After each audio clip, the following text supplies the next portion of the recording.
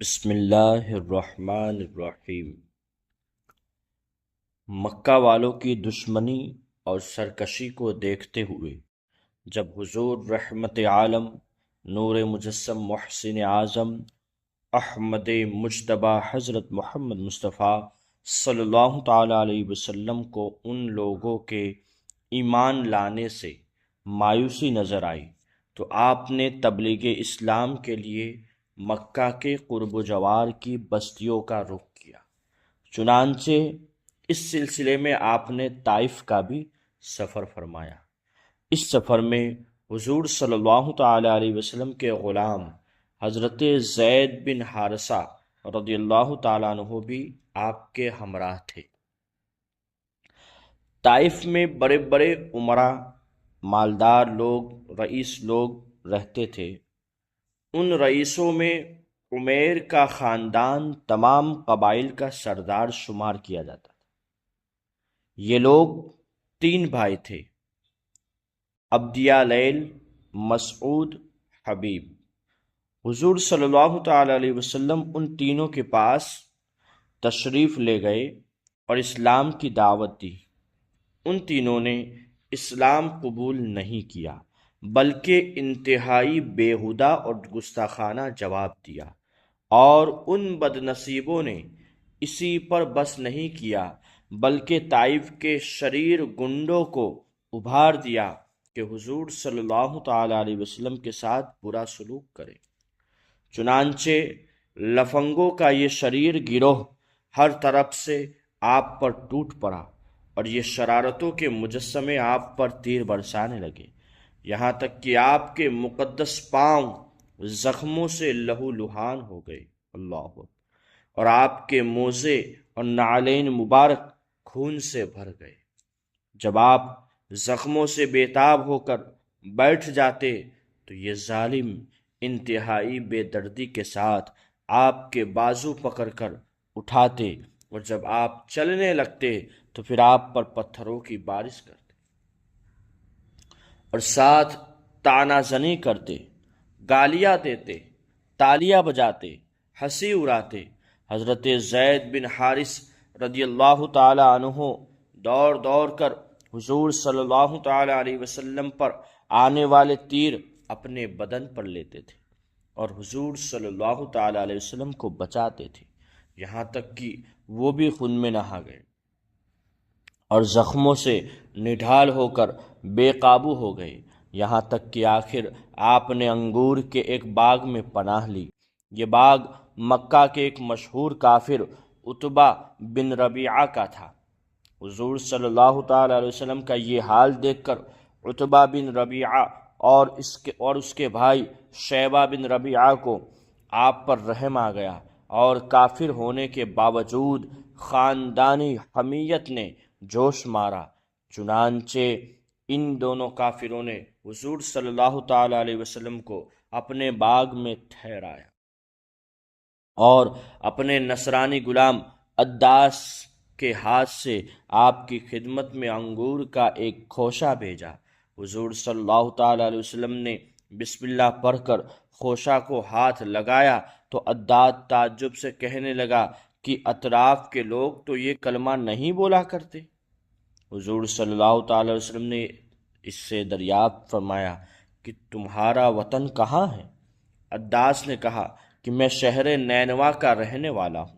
آپ نے فرمایا کہ وہ حضرت یونس بن متیٰ کا شہر ہے، وہ بھی میری طرح خدا کے پیغمبر تھے۔ یہ سن کر عداس آپ کے ہاتھ پاؤں چومنے لگا اور فوراً ہی آپ کا کلمہ پڑھ کر مسلمان ہو گیا۔ اسی سفر میں جب آپ مقام نخلا میں تشریف فرما ہوئے اور رات کو نماز تہجد میں قرآن مجید پڑھ رہے تھے تو نصیبین کے جنوں کی ایک جماعت آپ کی خدمت میں حاضر ہوئی، اور قرآن سن کر یہ سب جن مسلمان ہو گئے۔ پھر ان جنوں نے لوٹ کر اپنی قوم کو بتایا تو مکہ مکرمہ میں جنوں کی جماعت نے فوج در فوج آ کر اسلام قبول کیا۔ چنانچہ قرآن مجید میں سورہ جن کی ابتدائی آیتوں میں خداوند عالم نے اس واقعے کا تذکرہ بھی فرمایا ہے۔ مقام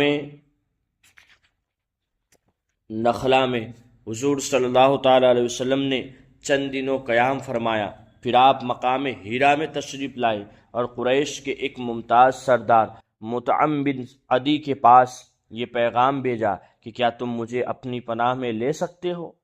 عرب کا دستور تھا کہ جب کوئی شخص ان سے حمایت اور پناہ طلب کرتا تو وہ اگرچہ کتنا ہی بڑا دشمن کیوں نہ ہو، وہ پناہ دینے سے انکار نہیں کر سکتے تھے۔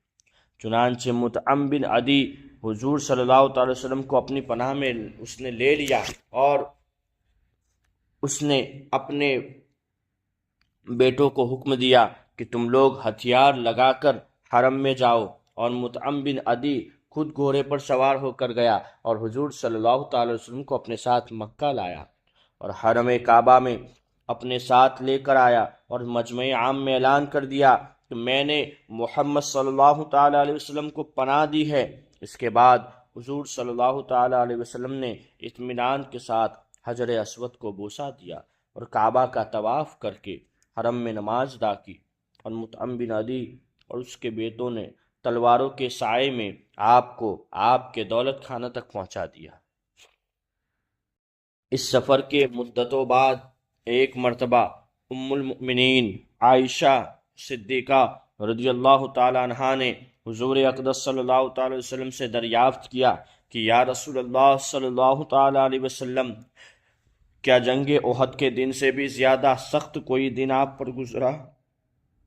تو آپ نے ارشاد فرمایا کہ ہاں اے عائشہ، وہ دن میرے لیے جنگ احد کے دن سے بھی زیادہ سخت تھا، جب میں نے طائف میں وہاں کے ایک سردار عبدیہ لیل کو اسلام کی دعوت دی۔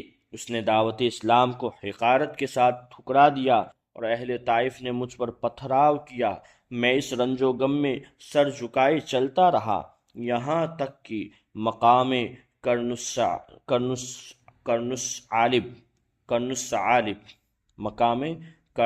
عالب میں پہنچ کر میرے ہوش و حواس بجا ہوئے۔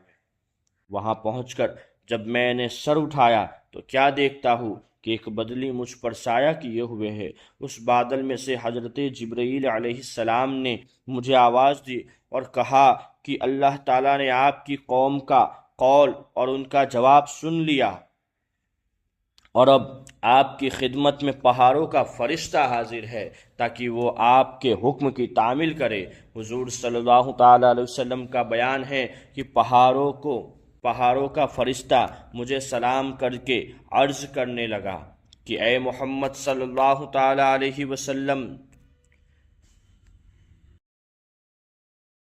اللہ تبارک و تعالی نے آپ کی قوم کا قول اور انہوں نے آپ کو جو جواب دیا ہے وہ سب کچھ سن لیا ہے، اور مجھ کو آپ کی خدمت میں بھیجا ہے تاکہ آپ مجھے جو چاہے حکم دے اور میں آپ کا حکم بجا لاؤں۔ اگر آپ چاہتے ہیں کہ میں اخشبین یعنی ابو قبیس اور قعیقیان دونوں پہاڑوں کو ان کفاروں پر الٹ دوں تو میں الٹ دیتا ہوں۔ یہ سن کر حضور رحمت عالم صلی اللہ تعالی علیہ وسلم نے جواب دیا کہ نہیں، بلکہ میں امید کرتا ہوں کہ اللہ تعالیٰ ان کی نسلوں سے اپنے ایسے بندوں کو پیدا فرمائے گا جو صرف اللہ تعالیٰ ہی کی عبادت کریں گے اور شرک نہیں کریں۔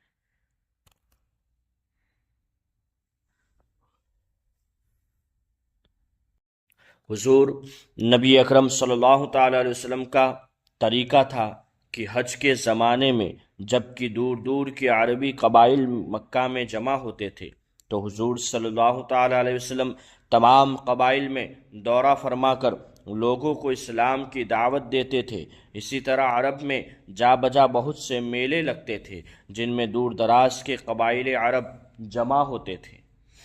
ان میلوں میں بھی آپ تبلیغ اسلام کے لیے تشریف لے جاتے تھے۔ چنانچہ عکاظ، مزنہ، ظلمجاج کے بڑے بڑے میلوں میں آپ نے قبائل عرب کے سامنے دعوت اسلام پیش فرمائی۔ عرب کے قبائل بنو عامر، محارب، فزارہ، غسان، مرہ، سلیم، عبس، نظر، کندہ، کلب، حزرہ، ہزارمہ وغیرہ، ان سب مشہور قبائل کے سامنے آپ نے اسلام پیش فرمایا، مگر آپ کا چچا ابو لہب ہر جگہ آپ کے ساتھ ساتھ جاتا، اور جب آپ کسی قبیلے کے سامنے وعظ فرماتے تو ابو لہب چلا چلا کر یہ کرتا کہ یہ کہتا کہ یہ دین سے پھر گیا ہے، یہ جھوٹ کہتا ہے۔ قبیلہ بنو جہل بن شیبان کے پاس جب آپ تشریف لے گئے تو حضرت ابوبکر صدیق رضی اللہ تعالیٰ عنہ آپ کے ساتھ تھے۔ اس قبیلے کا سردار مفروق آپ کی طرف متوجہ ہوا اور اس نے کہا کہ اے قریشی برادر، آپ لوگوں کے سامنے کون سا دین پیش کرتے ہیں؟ آپ نے فرمایا کہ خدا ایک ہے اور میں اس کا رسول ہوں۔ پھر آپ نے سورہ انعام کی چند آیتیں تلاوت فرمائی۔ یہ سب لوگ آپ کی تقریر اور قرآنی آیتوں کی تاثیر سے انتہائی متاثر ہوئے، لیکن یہ کہا کہ ہم اپنے خاندانی دین کو بھلا ایک دم کیسے چھوڑ سکتے ہیں جس پر ہم برس سے کاربند ہیں۔ اس کے علاوہ ہم ملک فارس کے بادشاہ کسریٰ کے زیر اثر اور رعیت ہے، اور ہم یہ معاہدہ کر چکے ہیں کہ ہم بادشاہ کسریٰ کے سوا کسی اور کے زیر اثر نہیں رہیں گے۔ حضور صلی اللہ تعالی وسلم نے ان لوگوں کی صاف گوئی کی تعریف فرمائی اور ارشاد فرمایا کہ خیر، خدا اپنے دین کا حامی و ناصر اور معین و مددگار ہے۔ انشاءاللہ نیکسٹ پارٹ میں مدینہ شریف اور مدینہ میں رسول کریم صلی اللہ تعالی وسلم کی تجلیہ کا ذکر کیا جائے گا انشاءاللہ تبارک و تعالی۔ جزاک اللہ خیر۔ السلام علیکم ورحمۃ اللہ وبرکاتہ۔